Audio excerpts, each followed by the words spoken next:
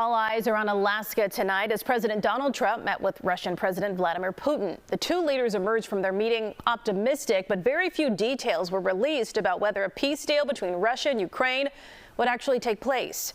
Maribel Gonzalez is live in Anchorage with details on the meeting. Maribel.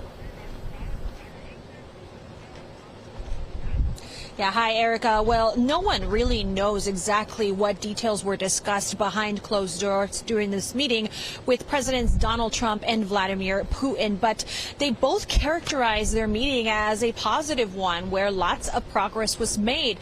This despite neither leader taking any questions from the press following their joint news conference and also not disclosing any details about whether or not a ceasefire deal in Ukraine was reached. President Donald Trump and Russia's President Vladimir Putin coming together for a high-stakes meeting Friday in Anchorage, Alaska. We had an extremely productive meeting. The two world leaders and advisors discussing a variety of issues, including economic matters. But the most critical topic, finding a path to end the Russia-Ukraine war. While both leaders appeared optimistic, specific details about their discussions were not released.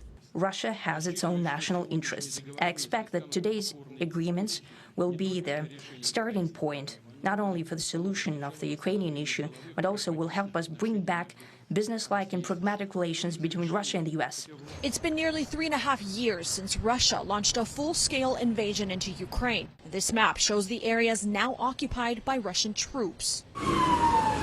Hours before the two leaders met, Russia ramping up missile strikes against Ukraine. Ukraine President Volodymyr Zelensky, who was not invited to attend Friday's meeting, saying this ahead of the summit. The war continues. It continues precisely because there is no order, nor any signals from Moscow that is preparing to end this war. They are also killing on the day of the negotiations, and that speaks volumes.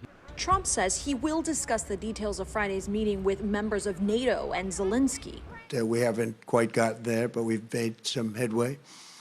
So there's no deal until there's a deal.